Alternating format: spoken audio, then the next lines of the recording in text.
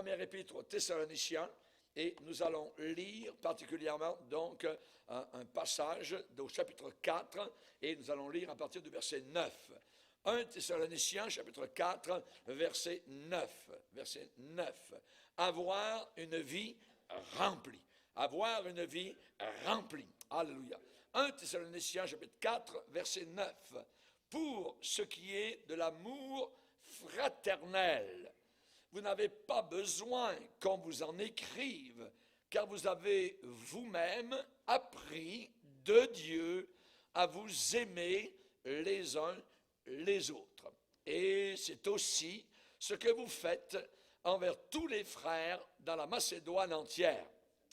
Mais nous vous exhortons, frères, à abonder toujours plus dans cet amour et à mettre votre honneur à vivre tranquille, à vous occuper de vos propres affaires et à travailler de vos mains, comme nous vous l'avons recommandé, en sorte que vous vous conduisiez honnêtement envers ceux du dehors, ça veut dire par rapport aux païens, et que vous n'ayez besoin de personne.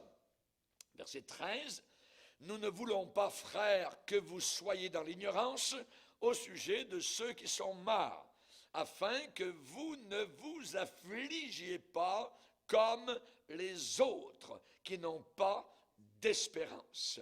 Et on va aller un peu plus loin, on va lire au verset 16, car le Seigneur lui-même a un signal donné à la voix d'un archange et au son de la trompette de Dieu descendra du ciel.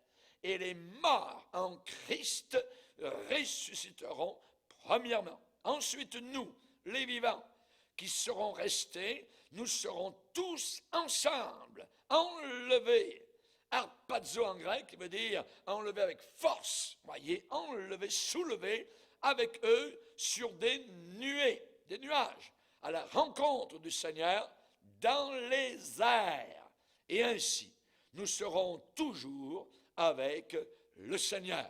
Consolez-vous donc les uns les autres par ces paroles. Amen. Seigneur, nous voulons te bénir et te glorifier, Seigneur, pour la parole puissante de l'Évangile. Nous te remercions car cette parole ne retourne pas à toi sans effet. Nous te demandons, Seigneur, que cet effet soit puissant dans nos cœurs, dans nos âmes, dans nos vies, dans nos corps. Nous savons, Seigneur, cette parole est là afin que nous la mangions, afin que nous nous en nourrissions, car la foi vient. Elle vient de ce qu'on entend. Elle vient de la parole de Christ. Et nous voulons que notre foi grandisse. Aide-nous, Seigneur, à serrer cette parole dans nos cœurs, afin de ne pas pécher contre toi. Bénis ton serviteur qui l'annoncera ce soir, et que la puissance d'en haut continue à nous submerger, à nous immerger, à nous plonger dans le fleuve de l'Esprit, au nom puissant du Sauveur Jésus. Amen. Et tout le peuple dit Amen. Alléluia. Gloire à Dieu. On peut s'asseoir, frères et sœurs, chers amis. Alléluia. Avoir une vie remplie. Avoir une vie remplie. On sait que nous avons un cantique, un petit chœur que nous chantons. Je veux que ma vie soit remplie. Je veux que ma vie, c'est la volonté du peuple de Dieu, évidemment, d'avoir une vie remplie. Et dans ce petit chœur, ça dit ensuite, je veux que tout mon être soit rempli du Saint-Esprit. Alléluia. Gloire au Seigneur. La nature a horreur de ce qui est vide. Et c'est pareil dans le domaine spirituel. Dans le domaine chrétien. Nous avons besoin d'être remplis. Ou bien nous serons remplis par les puissants de Satan, ou bien nous serons remplis par l'Esprit de Dieu. Et pour ce faire, avoir une vie remplie, ce soir, je vais vous parler de 3 choses qui nous sont absolument nécessaires. Absolument nécessaires. Nous avons besoin, premièrement, de quelque chose ou quelqu'un à aimer. Deuxièmement, nous avons besoin de quelque chose à faire. Et troisièmement, nous avons besoin de quelque chose à espérer. Et nous allons voir ces 3 points ce soir particulièrement. La parole de Dieu mentionne ces 3 choses dans le passage que nous avons lu ce soir. Dans verset 9, pour ce qui est de l'amour fraternel. Ensuite, ça c'est évidemment quelque chose, quelqu'un à aimer. Ensuite, il est parlé au verset 11 de vivre tranquille, à vous occuper de vos propres affaires et à travailler de vos mains. Là, nous avons quelque chose à faire. Et ensuite, nous verrons la troisième chose, nous avons quelque chose à espérer. On ne peut pas vivre sans espérance. Et évidemment, cela va créer, j'imagine, dans plusieurs cœurs, des nouvelles décisions, fort possibles. Voyez, peut-être le besoin de s'examiner. Où est-ce que j'en suis? Peut-être faire un inventaire dans ma vie personnelle. On sait que Job, au chapitre 32, déclare particulièrement, et j'aimerais vous lire ce passage-là, il est dit, tu vas élever vers Dieu ta face, ton visage, tu le prieras, et il t'exaucera, et tu accompliras tes vœux, à tes résolutions répondra le succès, la réussite. C'est ça, évidemment, donc, qui est promis dans la parole du Seigneur. À tes résolutions répondra la réussite. Il faut évidemment donc tenir ferme. Nous avons un ennemi, des ennemis, nous avons les puissances diaboliques autour de nous qui de plus en plus semblent s'immiscer dans le monde actuel dans lequel nous sommes. Et l'apôtre Paul dit, nous n'avons pas à lutter contre la chair, le sang, contre les personnes. Nous avons à lutter contre des esprits méchants dans les lieux célestes.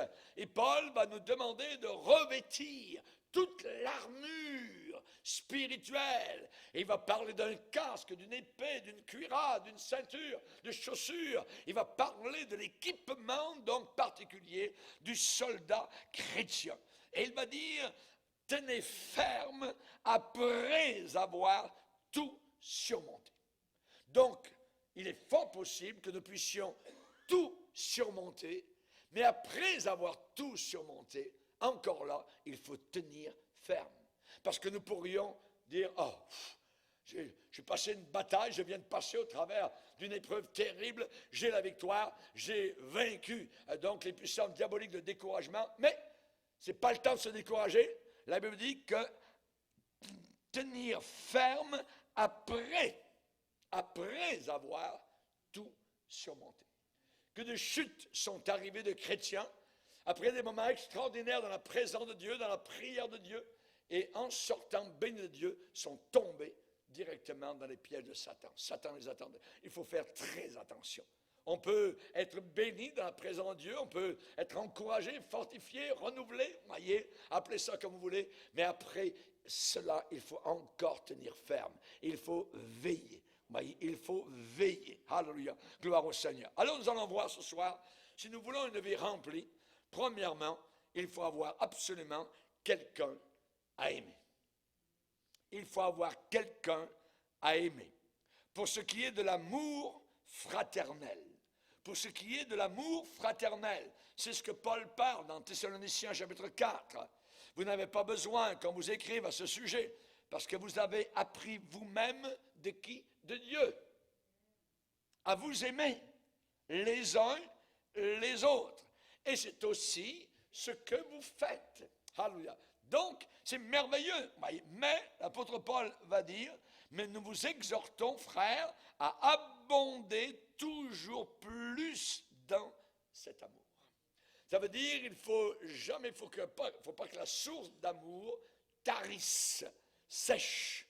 Il faut continuer à aimer. Pour ce qui est de l'amour, voyez, évidemment, il faut avoir quelqu'un à aimer. Et si on n'a personne, eh bien, on a les frères et sœurs. Amen. Si ce n'est pas votre mari, votre épouse, eh bien, et si vous avez un mari ou une épouse, eh bien, aimez-les et continuez à les aimer, mais les frères et sœurs sont là. Nous aimons l'Église, nous aimons évidemment tous ceux qui composent le corps de Jésus-Christ. Ils sont des gens que nous connaissons, ce n'est pas quelqu'un perdu là-bas, Monsieur X, non. Hein, ce sont des gens que nous rencontrons, que nous connaissons, avec qui nous prions, avec qui nous pleurons, avec qui donc nous cheminons donc ensemble dans les batailles, les combats, donc cette vie ici-bas.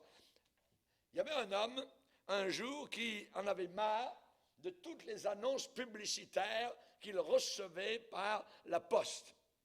Dans sa boîte postale était remplie d'annonces publicitaires. Voyez, sa boîte à lettres. Et il avait même reçu une lettre qui débutait comme cela. La lettre débutait « Cher monsieur 606-7938-750, nous sommes personnellement intéressés à votre bien-être. » Ah ouais? Un numéro semblable, monsieur numéro. Voyez? Nous sommes intéressés à votre bien-être. Mon œil, voyez? Chers amis, la vie n'a jamais été prévue pour être impersonnelle, voyez? On n'est pas uniquement un numéro, voyez? Non, nous sommes des personnes. Nous avons des sentiments. Ah oui, on a des enfants. On est sur le point de se marier. On va à l'université. On est au collège. On a des combats. On est des personnes réelles ici-bas sur cette terre, voyez. Et on n'est pas monsieur 606 ainsi de suite. Non, non, non. Voyez, Dieu a établi une première source d'amour. C'est la fondation d'une famille. La fondation d'une famille. C'est quelque chose de miraculeux. Quand vous avez votre premier bébé, que vous le recevez dans les bras, vous dites, comment ça peut se faire? Comment ça... On est parti à deux. J'ai aimé cette belle jeune fille. Et voilà que maintenant, j'ai un bébé. Et je me rappelle avoir eu mon premier bébé et j'ai pleuré, des larmes qui sont montées. Alors j'ai vu un miracle de Dieu. Une famille à aimer, une famille à fonder. Et si nous n'avons pas de famille, la Bible dit que Dieu donne une famille à ceux qui n'en ont pas. Amen. Et l'Église de Dieu devient une famille pour beaucoup de personnes. Amen. C'est la raison pour laquelle nous aimons nous réunir, nous rencontrer. On aime manger ensemble, on aime discuter ensemble. C'est véritablement donc une famille donc dans le Seigneur. C'est le docteur J.D. Unwin qui a étudié 88 civilisations qui ont existé sur la Terre. 88 civilisations dans le passé. Et vous savez ce qu'il a découvert? Il a découvert que chacune des civilisations avait commencé avec un code très strict de conduite sexuelle. Et que ces sociétés, ces civilisations avaient fini toutes avec des demandes de liberté, je dirais, inimaginables d'expression sexuelle. Et ça a été leur fin. Ça a été le début de leur fin. N'oubliez pas l'écriture de Dieu sur les murailles de notre génération. Et nous voyons actuellement ce bras de Dieu en train d'écrire, peser, compter, diviser, comme il a écrit à Babylone. La Bible déclare que notre génération, donc, évidemment, s'aime elle-même, mais elle n'aime pas les autres. Elle ne veut pas se donner. Aujourd'hui, on ne croit même plus en une génération, on a mis le mariage à la poubelle. Et aujourd'hui, vous avez, je dirais, quelqu'un qui vit à un endroit et qui va visiter l'autre personne à un autre endroit uniquement pour avoir des relations sexuelles. C'est abominable ce que nous voyons en une seule génération. Voyez, évidemment, la parole de Dieu dit que ces gens-là sont entrelacés comme des épines. Et la Bible dit qu'ils seront consumés comme de la paille sèche. Naoum, 1er chapitre. Quelque chose de terrible est en train donc d'arriver à notre génération. Est-ce que nous n'apprendrons pas du passé? Les gens n'apprennent pas de ce qui s'est passé. Et c'est une des raisons pour lesquelles les cours d'histoire ont quasiment disparu des écoles. Parce que c'est ce qui est arrivé dans le passé va de nouveau se reproduire. Aujourd'hui, nous avons, en une génération auparavant, nous avions 90%, il y a 40-50 ans, de la société, 90% qui étaient en défaveur de l'homosexualité. Et maintenant, nous avons 90% en une génération de personnes qui sont en faveur de l'homosexualité. Ça change très vite, très, très rapidement. Voyez, quelqu'un a déclaré, personne ne vous aime quand vous êtes vieux et gai. Yark. Et nous avons un Premier ministre qui marche en avant avec le drapeau du Canada et le drapeau arc-en-ciel, voyez, en disant, c'est merveilleux, nous sommes libres et libérés. En réalité, c'est un lever de poing à la face du Dieu éternel. Et c'est terrible. C'est terrible, pourquoi? Eh bien, parce que la Bible nous montre ce qui est déjà arrivé à Sodome et Gomorrhe. Et je vais vous lire le texte sacré de la Bible. Les villes de Sodome et Gomorrhe et les villes voisines qui se livrèrent comme eux à l'impudicité et à des vices contre la nature sont donnés en exemple, subissant la peine d'un feu éternel. D'un feu éternel. Nous avons cela très clair dans la parole de Dieu. Dans Romains 1er chapitre, c'est pourquoi Dieu les a abandonnés, les a livrés à des passions infâmes, car leurs femmes ont changé l'usage naturel en celui qui est contre nature. Contre nature. C'est contre la nature humaine. C'est contre la nature d'aller un homme avec un homme, une femme avec une femme. Et de même, les hommes, abandonnant l'usage naturel de la femme, se sont enflammés dans leurs désirs, les uns pour les autres, comme étant hommes avec hommes, c'est bien clair, des choses infâmes, infâmes, et recevant en eux-mêmes le salaire que méritait leur égarement. Dernièrement, je voyais un reportage d'une église homosexuelle, et vous avez des hommes et des femmes à l'intérieur, mais c'est tous des homosexuels et des lesbiennes. Et ils louent le Seigneur, et ils adorent. Et lorsque le reporter leur pose des questions à la fin, ils disent « Mais c'est merveilleux parce que Dieu est amour et c'est l'amour qui compte. » Et ainsi de suite. Oui, mais quel amour? L'amour du péché, l'amour du vice. Voyez, c'est quelque chose de totalement, je dirais, incompréhensible aux yeux de Dieu. Et nous voyons que ça existe. Ça commence maintenant à monter tout autour de nous. Le Seigneur a dit qu'il reviendrait dans une époque où ça serait exactement comme du temps de Lot. Et Lot vivait où? À Sodome et Gomorrhe. Il a dit de même que Lot, et vous relirez dans Luc chapitre 17, c'est exactement ce que nous voyons actuellement donc autour de nous.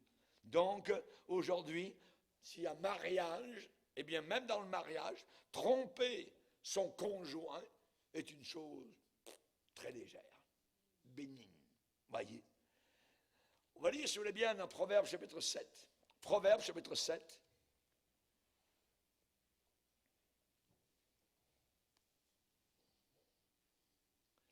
Il est dit ici, verset 7, « J'aperçus parmi les stupides, les imbéciles, je remarquai parmi les jeunes gens un garçon dépourvu de sens. Il passait dans la rue près de l'angle où se tenait une de ces étrangères et se dirigeait lentement du côté de sa demeure. C'était au crépuscule, pendant la soirée, au milieu de la nuit et de l'obscurité. Et voici, il fut abordé par une femme ayant la mise d'une prostituée et la ruse dans le cœur. Tout ce qui est ruse a affaire avec Satan. Satan était le plus rusé, nous dit donc Genèse. Elle était bruyante et rétive. Ses pieds ne restaient pas dans sa maison. Tantôt dans la rue, tantôt sur les places, et près de tous les angles, elle était aux aguets. Aux aguets. Elle le saisit et l'embrassa. Ah! Et d'un air effronté, lui dit, là elle parle de religion, imaginez, j'étais en dette, je devais un sacrifice d'action de grâce. Donc elle parle de quelque chose qu'elle a payé à Dieu. Aujourd'hui, j'ai accompli mes vœux. C'est pourquoi je suis sorti au-devant de toi pour te chercher. Et, oh c'est merveilleux, je t'ai trouvé. J'ai orné mon lit de couverture de tapis de fil d'Égypte, j'ai parfumé ma couche de myrrhe, d'aloès, de cinnamome. Viens, viens, viens, enivrons-nous d'amour, c'est l'amour qui compte. On est dans l'ère de l'amour. Jusqu'au matin. Livrons-nous joyeusement à la volupté. Pourquoi? Parce que mon mari, c'est une femme mariée. Mon mari n'est pas à la maison. Voyez. Verset 21, elle le séduisit à force de paroles, elle l'entraîna par ses lèvres doucereuses et se mit tout à coup à la suivre. Et ensuite l'image spirituelle, le Saint-Esprit dit qu'il va la suivre comme le bœuf qui va à la boucherie, comme un fou qu'on lie pour le châtier jusqu'à ce qu'une flèche lui perce le foie, comme l'oiseau qui se précipite dans le filet. Sans savoir, comme l'église de Laodicée qui ne savait pas que Christ avait disparu du milieu d'eux, sans savoir. Tu ne sais pas que, sans savoir que c'est au prix de sa vie. Au prix de sa vie. Verset 27. Sa maison, c'est le chemin du séjour des morts. Ça veut dire c'est le chemin de l'enfer. Ce chemin descend. Ce n'est pas un chemin qui monte. Descend vers les demeures de la mort. Chers amis, nous avons besoin de relire la parole. La parole de Dieu parle sur tous les sujets. Elle est la parole de la vérité. Et elle nous avertit. Que le mariage soit honoré de tous. Et le lit conjugal exempt de souillure. Reste fidèle à ton épouse. Reste fidèle à ton mari. Nous avons besoin, pour avoir une vie remplie, quelqu'un à aimer. Fais de la femme de ta jeunesse ta joie. Fais de la femme de ta jeunesse ta joie. Bois les eaux de ta citerne. Les eaux qui sortent de ton puits. Et il est dit, tes sources doivent-elles se répandre au dehors? Tes ruisseaux doivent-ils couler sur les places publiques? Qu'ils soient pour toi seul et non pour des étrangers. Que ta source soit bénie et fais ta joie de la femme de ta jeunesse. Biche des amours, gazelle pleine de grâce, sois en tout temps enivré de ses charmes, sans cesse épris de son amour. Et pourquoi, mon fils, embrasserais-tu le sein d'une étrangère? Le sein d'une inconnue? Chers amis, on a besoin de quelqu'un à aimer. C'est très important. Pour avoir une vie remplie, quelqu'un à aimer. Et plus les années vont passer, plus vous allez aimer la personne avec laquelle vous êtes en alliance devant Dieu et devant les hommes. Alléluia. Gloire au Seigneur. Vous savez, la plupart des triangles d'amour finissent par la casse. Ça finit très mal. C'est comme le triangle des Bermudes. Toc, les gens disparaissent. Voyez. Donc nous ne voulons pas, je dirais, de relations triangulaires. Pas de tierces personnes. Alléluia. Toujours le mari et l'épouse. Apprenons à nous aimer et à nous pardonner. Alléluia. Gloire à Dieu. Et on sait que le livre de Dieu est encore aujourd'hui, évidemment, le meilleur guide pour le bonheur dans le foyer. C'est la parole du Seigneur pour le bonheur familial. Il y a beaucoup de personnes qui ne se sentent pas aimées dans cette génération, mais nous pouvons leur montrer de l'amour aussi. Amen. On peut leur montrer que Jésus les aime. Amen. Gloire au Seigneur. Et quand vous faites cela, il y aura réciprocité. Si vous ne donnez pas d'amour, vous ne recevrez pas d'amour. Il faut donner pour recevoir. Nous vivons dans une génération égoïste. Et nous, les chrétiens, nous sommes juste à côté d'eux. Et si nous regardons leur exemple, ça sera un très mauvais exemple. Nous avons besoin de l'exemple de la parole de Dieu. Christ s'est donné à la croix. Amen. Pour chacun de nous. Il est allé au bout, au bout, au bout. Marie, aimez vos femmes comme Christ a aimé l'Église et s'est livré totalement donc pour elle. Alléluia. Gloire au Seigneur. Car Dieu a tellement aimé. Amen. Qu'il a donné. Gloire au Seigneur. Et l'amour donne. L'amour engendre l'amour. Alléluia. Gloire au Seigneur. Amen. Fais ta joie de la femme de ta jeunesse. Vous savez, la femme adultère, elle est décrite dans la Bible, c'est très simple. Telle est la voix de la femme adultère. Elle mange, s'essuie la bouche, puis elle dit, je n'ai pas fait de mal. Elle mange, elle s'essuie la bouche, puis ensuite elle dit, pas de mal. Telle est la voix de la femme adultère. C'est la Bible dans Proverbes au chapitre 30. Nous devons faire très attention. Voyez, nous avons besoin d'obéir à cette parole. Nous avons besoin absolument d'aimer. D'aimer. Le chrétien ne peut pas vivre sans amour. On connaît Mireille Mathieu qui à une époque lointaine chantait déjà en France pourquoi le monde est sans amour. Pourquoi le monde est sans amour, c'est simple. C'est simple, la petite Mireille. Pourquoi? Parce qu'ils n'ont pas Dieu. Parce qu'ils ne servent pas le Seigneur. Parce qu'ils ne connaissent pas l'amour. Tout amour vient du Seigneur. Voyez, je dirais amour authentique. Et évidemment, nous avons besoin d'aimer selon le Seigneur. Celui qui aura plongé ses regards dans la loi parfaite et qui aura persévéré, n'étant pas un auditeur, une auditrice oublieuse, mais se mettant au travail, se mettant à l'œuvre, cette personne sera heureuse dans son activité. Amen. Alléluia. Et nous avons besoin, nous comme chrétiens, puisque nous servons un Dieu d'amour, eh bien, une activité, évidemment, d'amour, de pardon. Hallelujah. Et nous désirons continuer à le servir comme cela. Ça, c'est la première chose. Si vous voulez avoir une vie remplie, il faut être content. Quand vous retournez à la maison, ah, je suis content. Et vous allez prendre votre épouse dans vos bras, hallelujah, parce qu'il y a de l'amour. Amen. On est entré parfois dans certaines maisons, ça sent l'amour. Ça se ressent. Comme on ressent parfois la haine. Vous entrez dans certains milieux, ça sent le glacier. Vous voyez, il n'y a pas d'amour. Nous avons besoin, nous, comme chrétiens, d'être remplis de l'amour du Seigneur. Amen. Hallelujah. On donne, on se donne et on pardonne. Alléluia. Gloire à Dieu. Amen. Christ, t'a-t-il pardonné à la croix? Oui. Alors, ça a commencé par une vie de pardon total. Et nous devons continuer à faire cela. Que Dieu soit béni. Premièrement, quelque chose, quelqu'un à aimer. Deuxièmement, si vous voulez avoir une vie remplie, il faut quelque chose à faire. Quelque chose à faire. Nous vivons une génération qui est oisive. Une génération qui est arrivée à un certain point. Et on peut très bien vivre sans rien faire. Oui. Nous, comme chrétiens, nous ne sommes pas de cette race-là.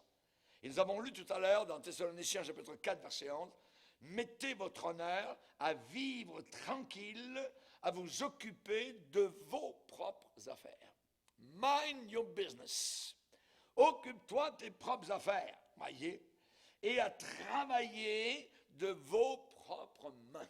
Et à travailler de vos propres mains. Savez-vous que travailler, c'est thérapeutique? On a des gens qui sont arrivés parfois à la retraite de bonne heure, ont arrêté le travail et sont morts très peu de temps après. Pourquoi? Parce qu'il n'y a plus rien à faire. Il n'y a plus de but, voyez. Et nous, comme chrétiens, nous avons toujours à faire. Nous ne sommes jamais à la retraite. Pourquoi? Parce que la Bible dit que la retraite, c'est là-haut. Amen. C'est dans le ciel. Amen. À Daniel, c'est ce que le Seigneur a dit au prophète Daniel. Et il lui a dit, Daniel, marche vers ta fin. Et tu te reposeras. Et tu seras debout pour recevoir à la fin ton héritage. Amen.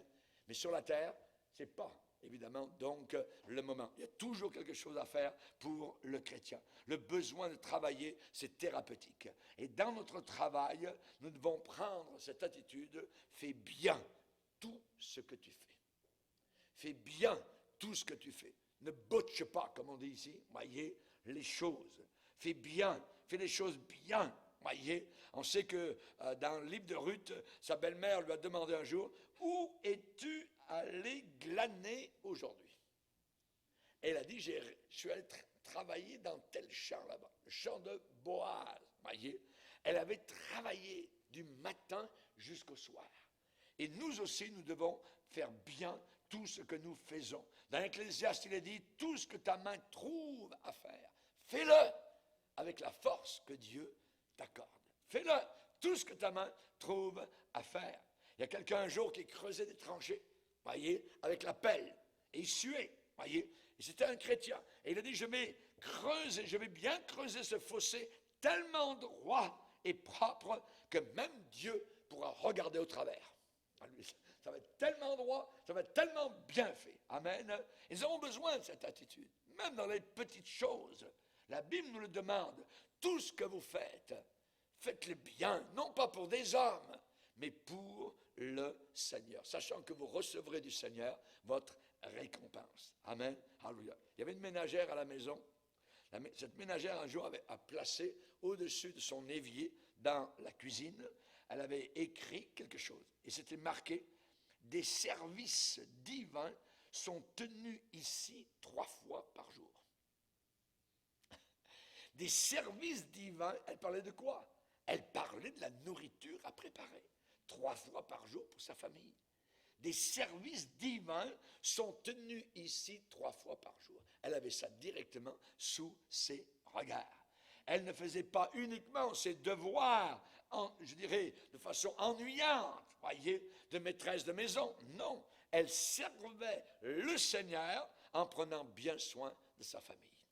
C'est un service aussi envers le Seigneur. Des services divins sont tenus ici 3 fois par jour.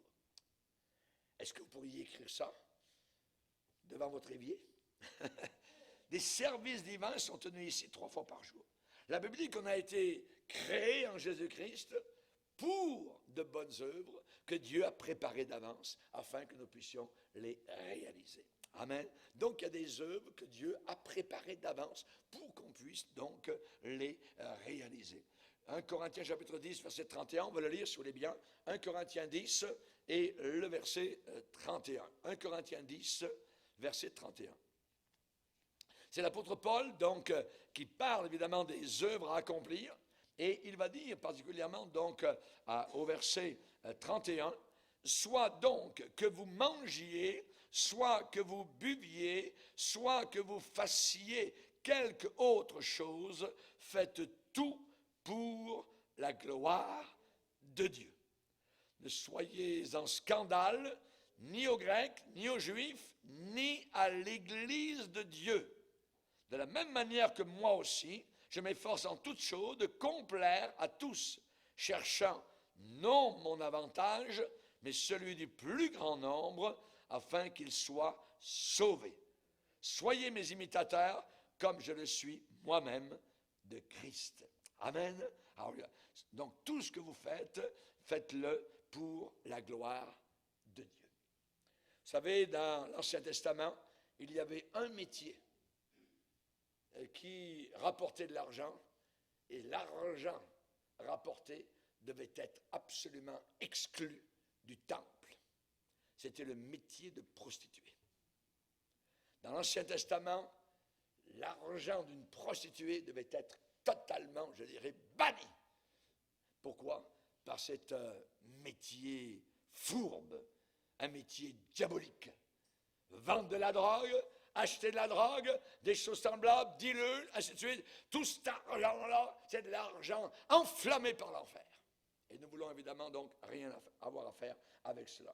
Il y a des métiers qui ont affaire avec le mal, qui ont affaire avec l'enfer. Et nous ne voulons pas participer donc à cela. Alléluia. Mais quelqu'un qui gagne sa vie, qui travaille, qui sue, amen, et évidemment donc que Dieu soit béni évidemment pour cela. Quelque chose à faire. Il ne faut pas rester sans rien faire. Quand vous levez le matin, ah mais tiens, qu'est-ce que je vais faire aujourd'hui? Non, non, non. Il faut savoir qu'il y a quelque chose à faire. Amen. Avoir une vie remplie, il faut avoir quelqu'un à aimer, il faut avoir quelque chose à faire. Quelque chose à faire. Il y a des œuvres que Dieu a préparées d'avance pour que nous puissions donc les accomplir. Alléluia. Et l'attitude de certains, eh bien, c'est parfois l'épouse qui dit, vous savez, mon mari, moi, je l'ai appelé d'un certain nom. Mon mari, je l'ai appelé, fais-le toi-même. Pourquoi je l'appelais comme cela? Parce que chaque fois que cette femme-là lui demandait des réparations, elle répondait, fais-le toi-même. Fais-le toi-même. Oui, non. Il faut évidemment que nous puissions nous aider les uns les autres et que nous puissions faire évidemment ce que nous avons besoin de faire. J'aimerais qu'on puisse lire la femme vertueuse. Amen. Dans ce contexte-là, c'est formidable. Proverbe chapitre 31, Proverbe chapitre 31. Et là, il est déclaré, et vous allez voir évidemment que ce n'est pas une femme qui paresse, ce n'est pas une femme, amen, qui est sans rien faire. Regarde un petit peu, verset 10, Proverbe 31, verset 10, qui peut trouver une femme vertueuse? C'est son qualificatif. Elle a bien plus de valeur que les perles. Le cœur de son mari a confiance en elle, et les produits ne lui feront pas défaut. Elle lui fait du bien, et non pas du mal, tous les jours de sa vie. Et regardez son travail. Et c'est une travailleuse. Elle se procure de la laine et du lin. Elle travaille d'une main joyeuse. Elle est comme un navire marchand. Elle amène son pain de loin. Elle se lève lorsqu'il est encore nuit. Voyez? Elle donne la nourriture à sa maison et la tâche à ses servantes. Elle pense, réfléchit à un champ et elle l'achète, elle l'acquiert. Du fruit de son travail. Elle plante une vigne. Elle ceint de force ses reins. Elle a fermé ses bras. Elle sent que ce qu'elle gagne est bon. Sa lampe ne s'éteint pas pendant la nuit. Elle met la main à la quenouille et ses doigts tiennent le fuseau pour donc filer la laine. Elle tend la main au malheureux. Elle tend la main à l'indigent. Elle ne craint pas la neige pour sa maison. Elle n'a pas peur de l'hiver. Car toute sa maison est vêtue de cramoisie. Elle se fait des couvertures, elle a des vêtements de fin lin, de pourpre. Son mari est considéré aux portes lorsqu'il siège avec les anciens du pays. Elle fait des chemises, elle les vend et elle livre des ceintures aux marchands. Elle est revêtue de force et de gloire. Elle se rit de l'avenir, elle se moque de l'avenir. Elle n'a pas peur du futur. Elle ouvre la bouche avec sagesse et des instructions aimables sont sur sa langue. Elle veille sur ce qui se passe dans sa maison. Elle ne mange pas le pain de paresse. Elle ne mange pas le pain de paresse. Alléluia. Donc, c'est une vaillante. C'est une travaillante. Amen. Et évidemment, on a besoin de ces gens-là. Si vous voulez avoir une vie remplie, il faut travailler. Il faut faire quelque chose. Il faut se lever le matin. Amen. Et ça, c'est merveilleux. Amen. Gloire au Seigneur. Il n'y a pas de bonheur dans la paresse. Il n'y a pas de bonheur dans la paresse. La volonté de Dieu, c'est être bien occupé à travailler. À travailler. Je vais vous donner l'exemple, et la Bible en parle, d'un champ d'un paresseux. Un paresseux, il a un champ. Quel est l'état de son champ? Alors, on va aller visiter l'état des lieux. Dans Proverbes, chapitre 24. Regardez, Proverbes, chapitre 24. Proverbes, chapitre 24, verset 30.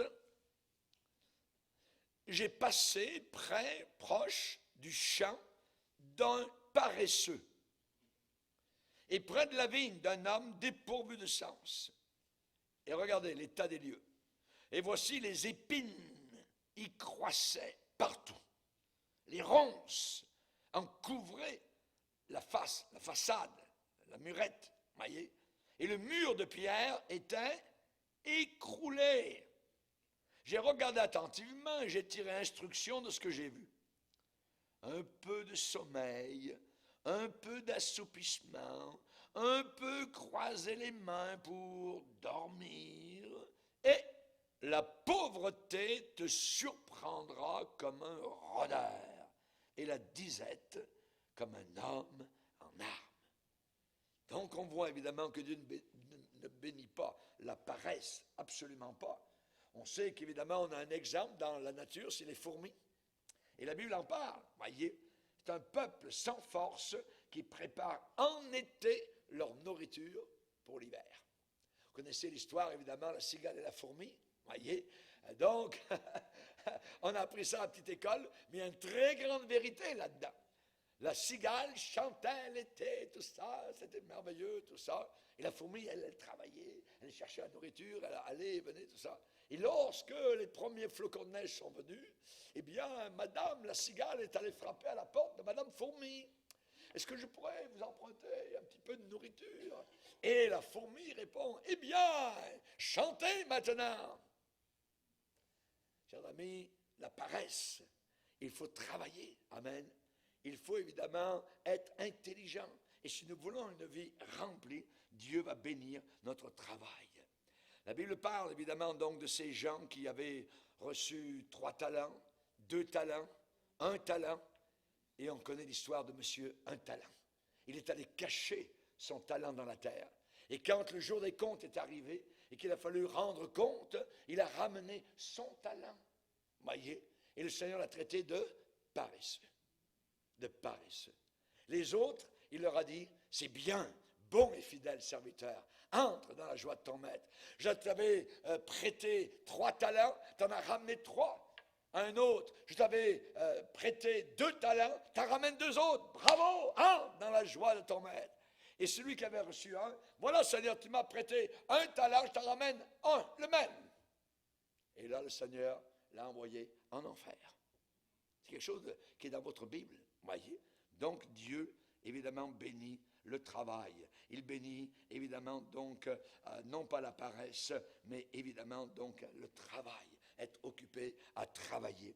Peut-être que vous ressentez que vous faites peut-être une sorte de surplace, voyez, dans votre situation particulière, avec aucune place d'avancement. Mais j'aimerais vous dire que n'importe quel travail peut devenir un tremplin pour de meilleures choses. Alléluia. Il faut faire ce que Dieu nous a placé, ce que Dieu nous a placé sous nos regards actuellement. Joseph, quand il a été amené en Égypte. Il a travaillé comme esclave chez Potiphar. Il a eu des problèmes avec la femme du patron. Ensuite, il s'est retrouvé en prison, de façon injuste. Mais même en prison, là, eh bien, il a travaillé et finalement, il s'est trouvé diriger quasiment la prison. Voyez? Et ensuite, on le voit, à partir de là, être en tête du gouvernement. Est-ce possible? Pourquoi? Parce qu'il était fidèle dans ce qu'il vivait. Amen. Là où il était. Et la parole de Dieu nous dit de ne pas mépriser les eaux de Siloé qui coulent doucement. Ça veut dire les petites eaux qui coulent doucement. Ne pas les mépriser. C'est rien, il ne peut pas. Non, ne méprise pas cela. Parce qu'avec les petites eaux, eh bien, ça fait des ruisseaux. Et les ruisseaux font des rivières. Et les rivières font des fleuves. Amen. Et c'est ainsi, évidemment, donc, que le Seigneur va continuer à nous bénir. Il y avait un étranger un jour qui est arrivé en ville. Voyez, et il y avait un vieux monsieur sur son petit banc de bois qui était là. Et l'étranger regardait un peu ce qui se passait dans la ville, les rues, tout ça. Et il a posé la question au vieillard en disant, moi je suis un touriste ici, là, c'est quoi qu'il faut faire dans votre ville? Qu'est-ce qu'il y a d'intéressant dans cette ville-là? Voyez, qu'est-ce que la ville a à offrir?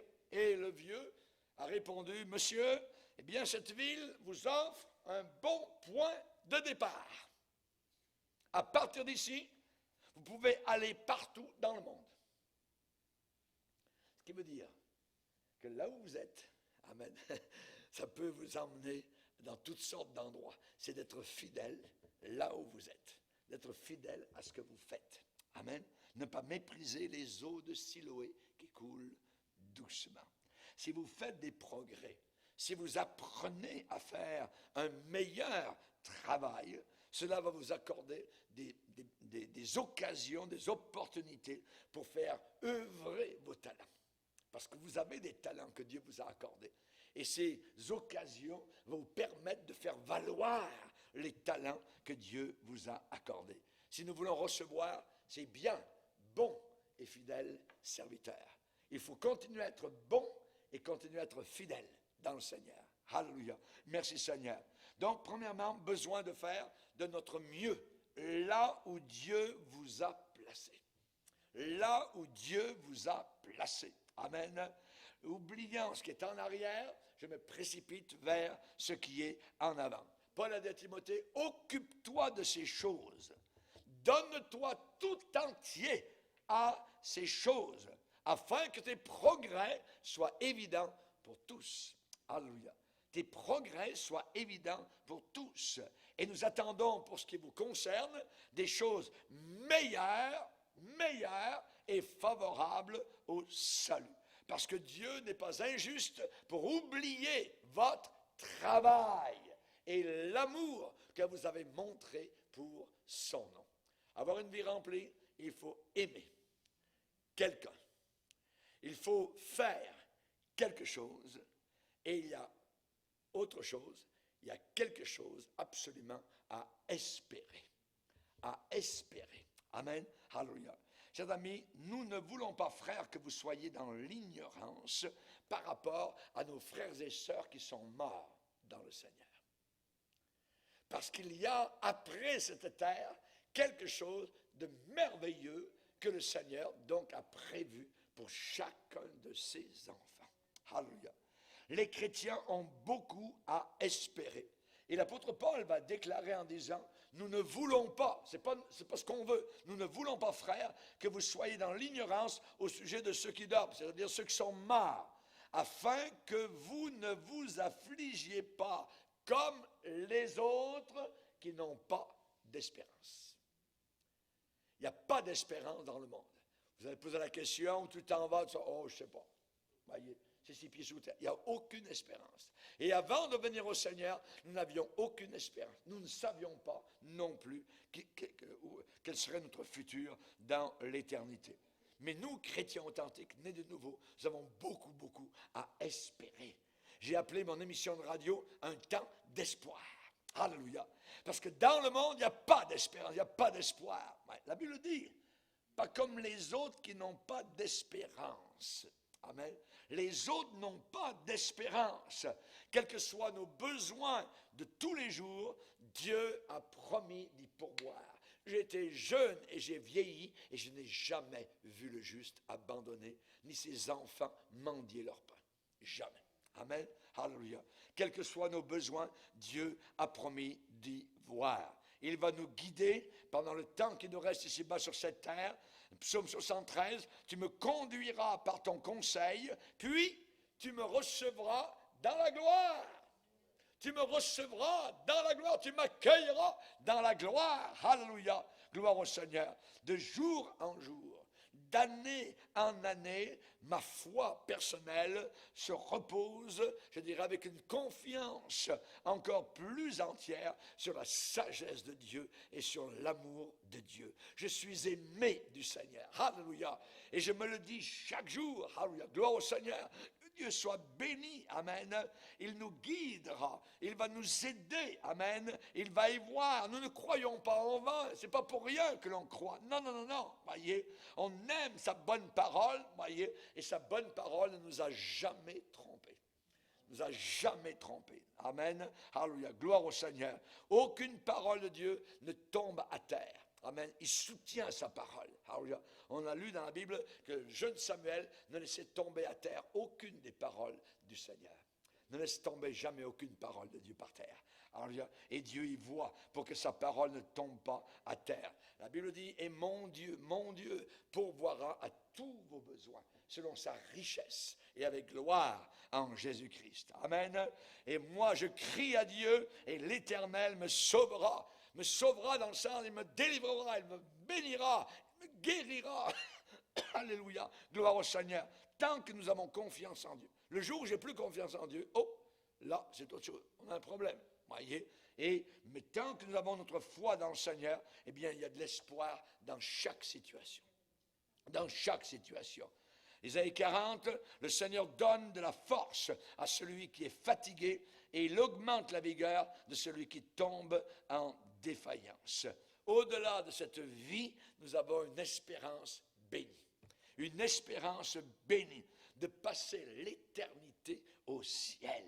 Puis tu me recevras dans la gloire. Puis tu me recevras dans la gloire. Jésus dit, je suis la résurrection et la vie.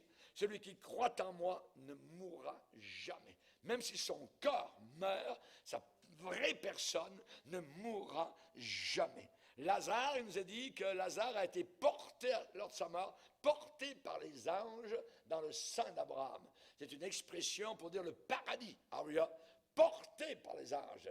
Qui a accueilli Étienne quand il a été lapidé? Il a vu Jésus debout, qui s'est levé de son trône pour recevoir le premier martyr qui montait de la planète Terre. Alléluia. Merci Seigneur. Puis tu me recevras dans la gloire. Vous allez avoir une réception personnelle avec Jésus-Christ. Amen. Alléluia. Il y avait une dame qui était en train de mourir à Longueuil, je me rappelle. Alléluia. Et c'est quelqu'un de l'Assemblée. La personne avait mené une vie de patachon de toute sa vie, mais le frère de l'Assemblée avait parlé de Jésus et la personne avait accepté. Et il m'a appelé juste avant qu'elle m'a dit, pasteur, si vous pouviez venir, tout ça, sur le point, elle est encore très très consciente. Et j'y suis allé. Et elle était toute consciente, rayonnante, alléluia. Elle avait accepté le Seigneur, avait donné sa vie à Dieu. C'était une vieille dame d'environ peut-être 70 ans. Et là, et je lui ai expliqué. J'ai dit, quand vous allez mourir dans quelques instants, tout ça, et là vous allez voir un ange qui s'en vient, et cet ange va vous prendre, vous emmener dans la présence de Jésus. Vous allez le reconnaître à la porte du ciel. C'est Jésus qui vous attend parce que vous l'avez donné votre cœur, et vous êtes repenti de vos péchés. Cette dame était rayonnante de joie. Et elle est décédée quelques moments plus tard. Amen. Mais je sais que le Seigneur lui a pardonné.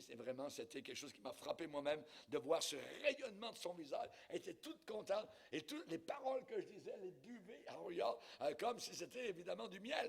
C'est merveilleux.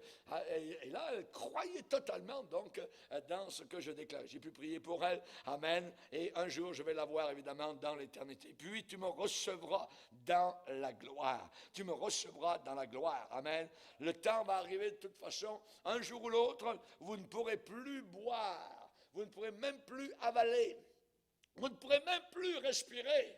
Voyez, On a vu des personnes sur le point de mourir, il y a toujours le râle. Quand la bouche commence à s'ouvrir, tout ça, qu'elle ne se ferme plus, ensuite le râle, l'agonie arrive. La personne, donc, est en train de passer de la terre vers l'éternité. Mais si vous avez donné votre vie à Jésus-Christ, alors il y a une espérance qui est là. Alléluia, gloire au Seigneur. Et passer dans l'éternité, c'est comme passer d'une pièce à une autre. Aussi simple que cela, vous ne mourrez pas, vous entrez dans la gloire, la vie continue, votre dernier respire sur la terre et votre premier respire de l'autre côté dans la gloire éternelle. Alléluia, gloire au Seigneur. Et Dieu vous garde tout le temps. Alléluia, vous êtes entre la main du Seigneur. La Bible dit que dans Hébreux chapitre 11, que les gens de foi sont tous morts, amen, dans la foi, amen, sont morts dans la foi sans avoir obtenu sur la terre les choses promises, mais ils ont vu ces choses promises et ils les ont saluées de loin, reconnaissant qu'ils étaient étrangers et voyageurs sur la terre. Tu es un étranger,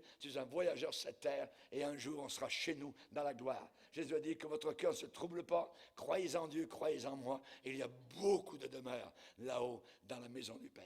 Seigneur, nous sommes devant toi, nous voulons te bénir, nous voulons t'adorer, te glorifier, Seigneur.